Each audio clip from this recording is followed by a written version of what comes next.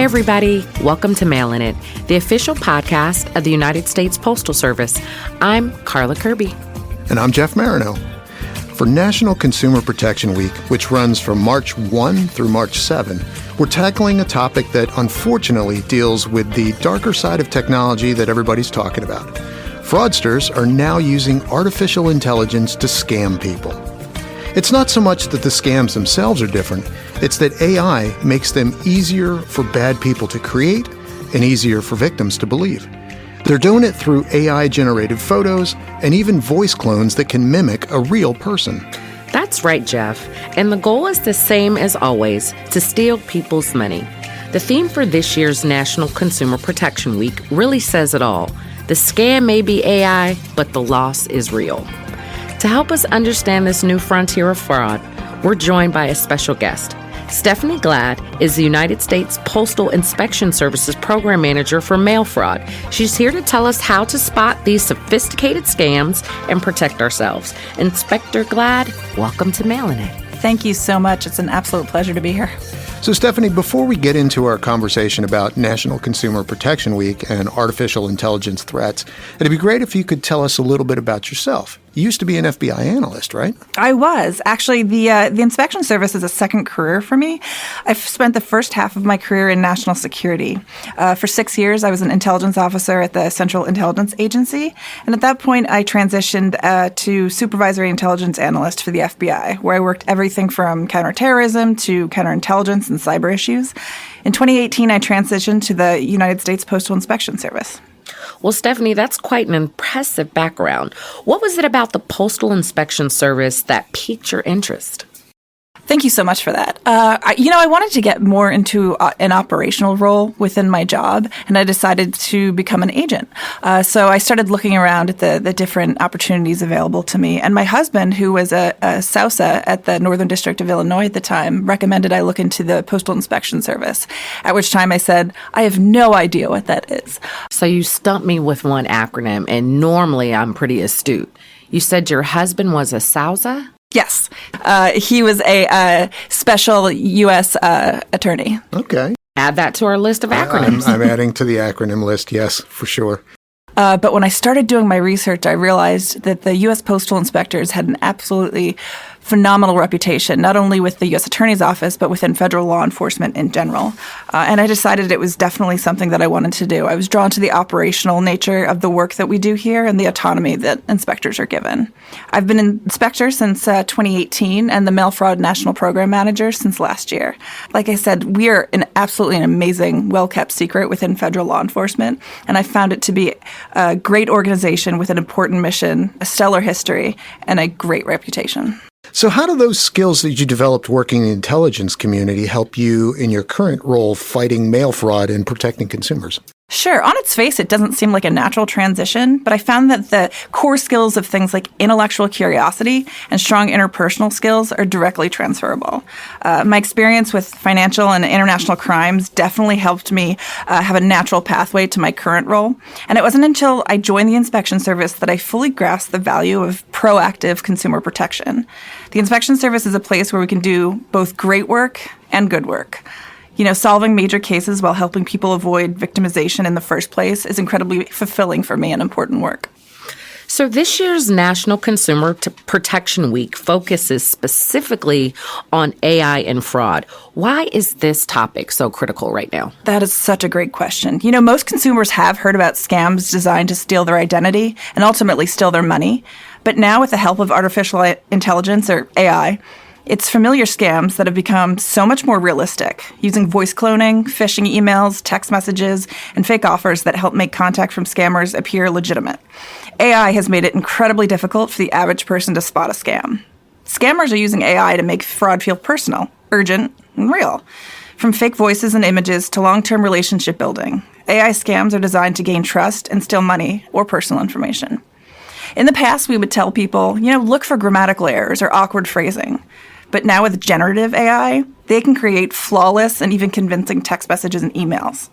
Voice cloning technology can mimic someone's voice from a 10-second audio clip. AI-generated images are often used to fake disaster or relief fundraisers. These tricks well-meaning people into donating to criminals. a constant battle for law enforcement fighting fraud. These scams are getting so believable that it can even be hard to convince victims that they've been deceived. That's why consumer education, on our part, is so much more critical than ever. Every year we sit down and talk with an inspector about the consumer protection weeks, and it seems like it's like a whack-a-mole. Every year, these scammers are coming up with something different to just stay one step ahead of everybody. It's crazy. So could you give me some examples of the types of scams that criminals are using artificial intelligence for? Sure. A lot of the things that we've seen, honestly, it's the same old scams, but with the advent of AI and technology, they're just getting a lot better at perpetrating it, right? So they generally fall into two different categories. There's the text-based scams and then image-based scams. Text-based scams can be anything that AI can write convincing emails or text messages for phishing or smishing attacks. For example, when you get that text message that says the USPS is trying to get in touch with you because your package is lost. Or it can be used to create fake social media profiles for romance and investment scams. It can also build fraudulent websites with AI-powered chatbots that lure victims into clicking malicious links. Now, the image and voice-based scams, they can get very personal.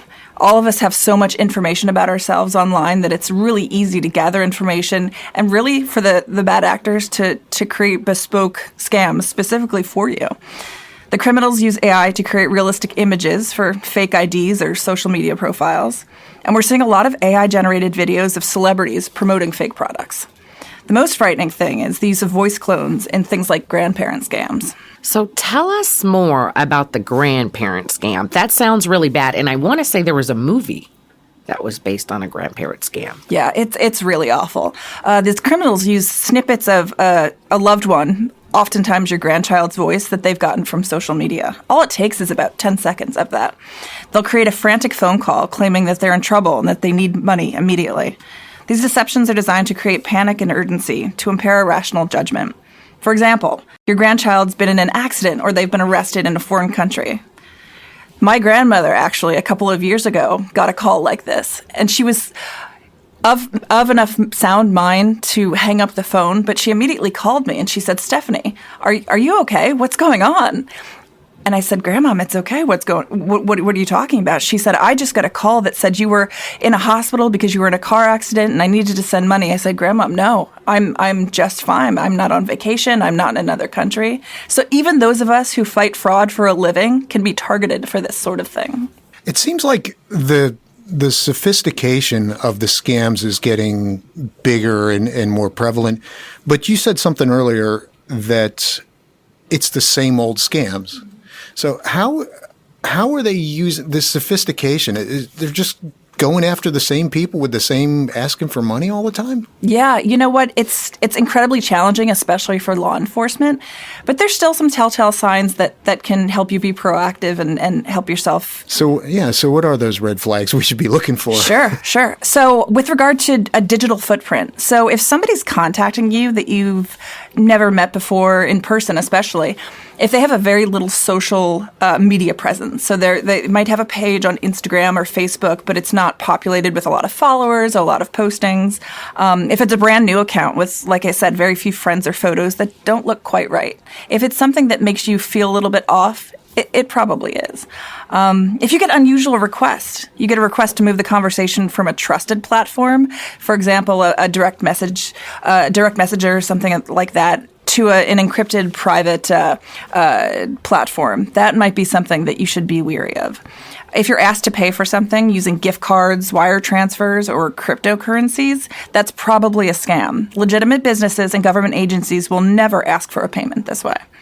If there's technical glitches, with video and audio calls, look for inconsistencies. While the AI is getting very, very good and developing very quickly, there's certain things that haven't developed fully all the way. Is the lip syncing slightly off? Is the voice flat or emotionless? Does the video seem jerky or have weird lighting? These are things to be on the lookout for. If it seems too good to be true, that axiom's pretty accurate. Be wary of guaranteed high financial returns, pressure to recruit others, or exclusive investment opportunities that your new friend might have for you. And verify the source. Check the email addresses of people that are sending you emails or text messages to see that if they actually match the company's domain name. For example, an email from USPS will end in at USPS.gov, not at USPS-mail.com. Yeah, we've seen some of those, haven't we? Right? So, Stephanie, those are great tips. So for our listeners who may spot these red flags, what can they do to protect themselves? Sure. Prevention is absolutely the best defense. And we, as the U.S. Postal Inspection Service and law enforcement, want to empower you, the consumer. So some of the warning signs you can look out for that I mentioned previously, thin or inconsistent online profiles. They might have few friends, they're new accounts, overly polished language or images that don't quite match names or details. Suspicious emails or websites that you receive that you don't remember reaching out to that company or that person ever before. Small misspellings or non-secure websites or email addresses that don't quite match the official domain. Requests to move off of trusted platforms. Pressure to communicate through encrypted apps or private email. Audio or video inconsistencies. Voices that don't quite match or delayed lip sync, strange lighting, or jerky movements. Those offers that are way too good to be true. Guaranteed profits, urgency, or request to recruit others. Please, please, please never send money to someone that you do not know. If you get an unusual financial request from a friend or a family member, hang up and call them back on the number that you know to be true for them. Enable your multi-factor authentication with regard to your email, social media, financial accounts. Where you have to verify your identity using a password, for example, enable multi-factor authentication on your email, your social media, and your financial accounts. This is where you have to identify yourself using a password and, for example, a code they send to your phone. Also, use a password manager to create strong and unique passwords. Limit what you share. Be careful about what you post online, especially with regard to personal information, including your birth date or the photos of your ID or your family members. And always be cautious of helpful strangers. If someone offers to set up an investment account for you, that's a major red flag. So what makes that a red flag? That's interesting. So somebody would just randomly reach out and say, I want to set up an account for you? Mm-hmm. It does sound a little awkward, but people very much think that they develop a relationship with someone. It's someone that they trust. And, if it's a friend, why would they try and scam you, right? So they're trying to get you an opportunity that they've themselves have been profiting from. So why not trust them to set up an account for you? Well, I think that's something that we've learned from previous years talking with the inspectors about the scams is they build relationships online and just kind of say, hey, we're friends, and you start to trust this person over time. It's not something that you pull the trigger on and send money the first time around. It's something they build a relationship with, and then they get hey, let's go into a private messaging kind of thing, and that's maybe where the things take a turn. Yeah, but I just still can't believe, like you said, somebody you haven't met in real life, and you would just send them money. Mm-hmm. So if someone thinks they're a victim or feels like they have been scammed, what's the first thing they should do, or what are the first couple steps they should do? That's a great question. Anyone can be targeted by these scammers. Anyone and everyone.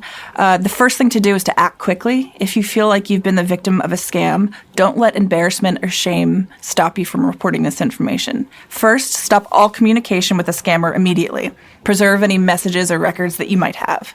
Contact your bank or your payment provider for your credit cards and report the fraud to try and stop any transactions or reverse them.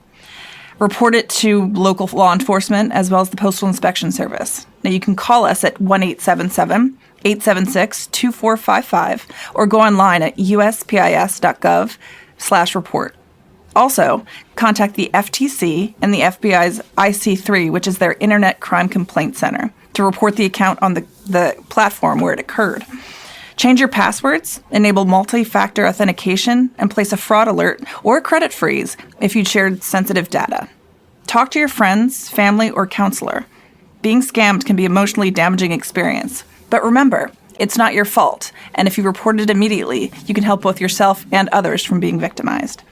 So we have yet another acronym to add. FTC. For our listeners, what is that? Absolutely. The FTC is the Federal Trade Commission. They're an important partner with us in combating and fighting fraud. So beyond educating the public, what else is the Postal Service doing to fight back against these scams? Sure. Like I said, fighting fraud is one of the main things that we do at the Inspection Service. We have a multi-layered approach. Our postal employees, including clerks and carriers, are our first line of defense. The Postal Inspection Service and USPS train them to recognize when customers and consumers might be a victim, especially our elderly customers. Those customers might be pressured to mail money or gift cards quickly. National Consumer Protection Week, this year running March 1st through the 7th, is a large-scale public awareness campaign. It includes digital signs in major airports like LaGuardia and Dulles, and bus wraps in cities like Seattle and Salt Lake City.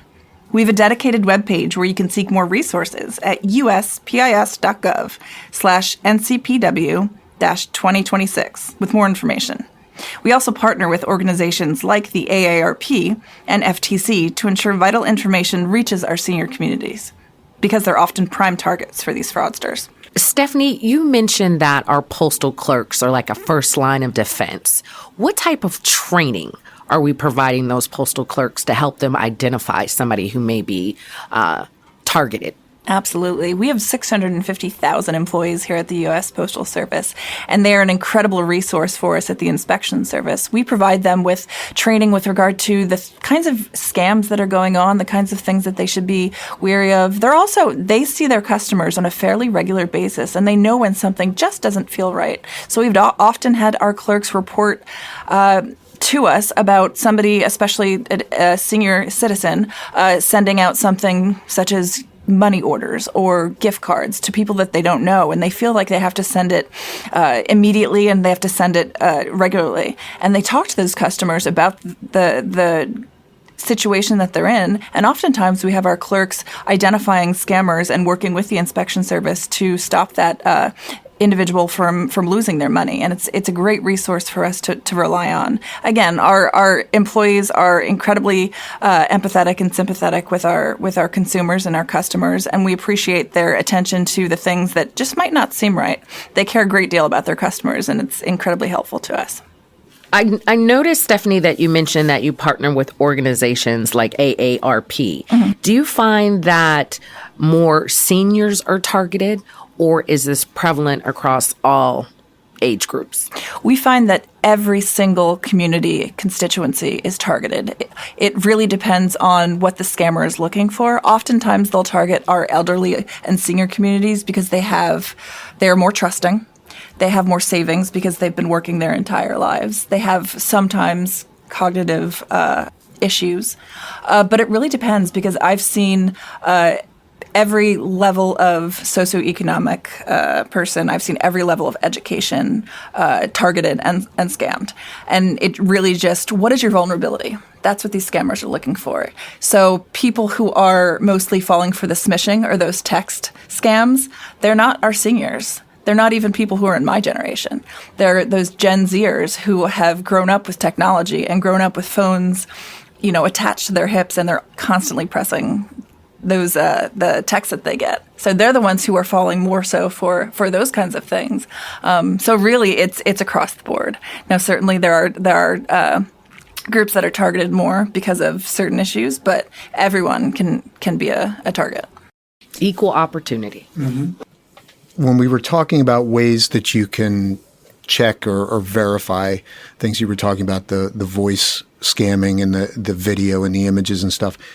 I know there are websites out there where you can submit a photo or submit something and say, hey, is this AI? Mm-hmm. Is that something people should be considering doing?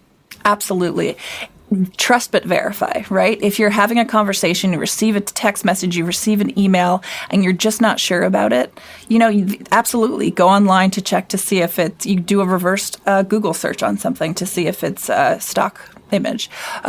Have trusted partners, such as a family member or a friend that you can trust, that if you're called about something and they want you to do something very quickly, you have a code word or a code phrase to know that you're conversing with the right person. It's just incredibly important to not trust everything that always comes in. No one is entitled to your time. No one's entitled to your money.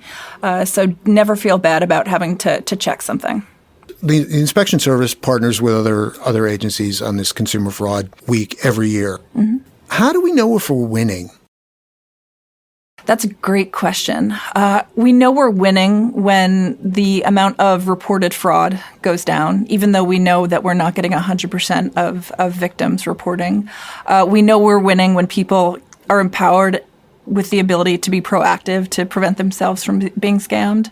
But at the end of the day, we need to be right 100% of the time. The scammers only need to be right once. And if one person is victimized, that's one too many for us. So it's incredibly important work that we have to remain consistent at. And, just knowing that we're providing people with the tools that they need to protect themselves is a win in my book.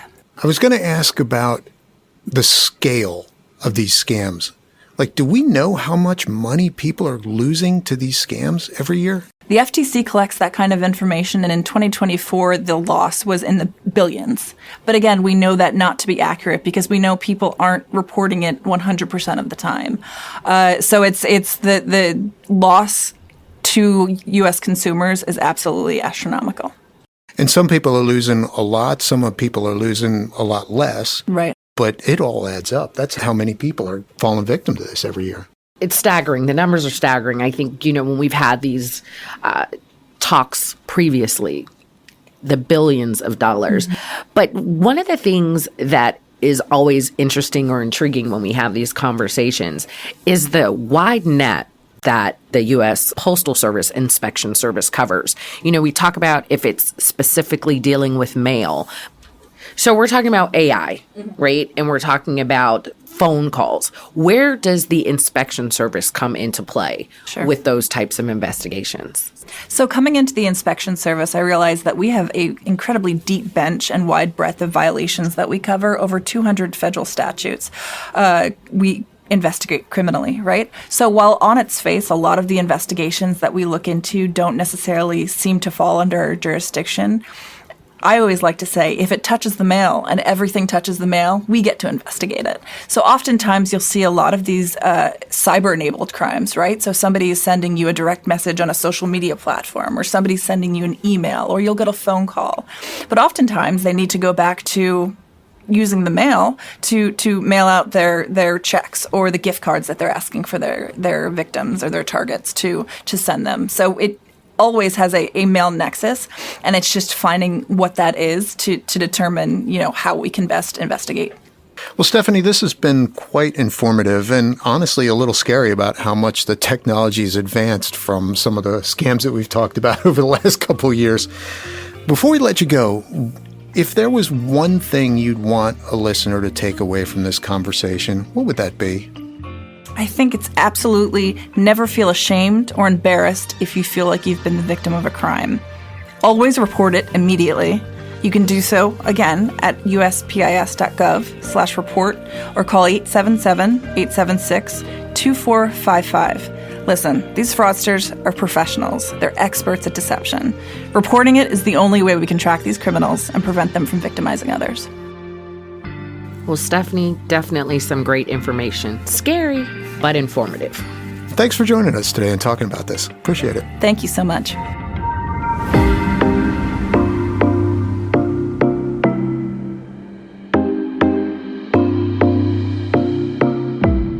It's time again for one of my favorite parts of the podcast, Did You Know?, where we look at some interesting and lesser-known facts about the Postal Service. What do you have for us, Jeff? Well, I've got an interesting one today, and it ties into our conversation. Did you know that the investigation that led to Al Capone's arrest was led by a former U.S. Postal Inspector? I did not know that. Tell me more about it. I'll tell you about Elmer Lincoln Irie. He was born in Missouri in 1888, and after getting his law degree at Georgetown, became a clerk for the chief postal inspector when he was just 21 years old. And he became an investigator? Well, he was promoted from clerk to postal inspector pretty quickly in his career. Then, in 1919, he was transferred with 5 other postal inspectors to form a new intelligence unit at the U.S. Treasury Department. Irie was chosen to lead this group, and they would become the main criminal investigation wing of the IRS. They even made a film about them in 1947 called The T-Men. And these are the individuals who went after Capone? It's fair to say there was a big team effort, but Irie was the man who assembled that team. About 100 T-men were involved in a 3-year investigation of the Chicago outfit, which ended with Capone behind bars. I can't imagine he had a bigger case than that during his career. Well, it was definitely his most famous case, but Irie held his position as chief of the IRS Intelligence Unit for 23 years through 5 presidential administrations, longer than anyone in history. And during his tenure, his T-men prosecuted about 15,000 people with a 90% conviction rate. Now that's the kind of efficiency the USPS always strives for.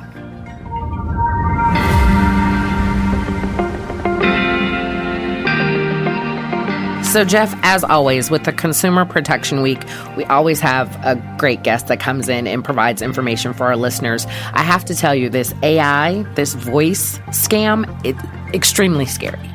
Yeah, like I said, it feels like the inspectors are always playing whack-a-mole, trying to stop the scammers, and they always try to jump one step ahead. But this technology, this artificial intelligence technology, is a little scary about how advanced it's gotten so quickly.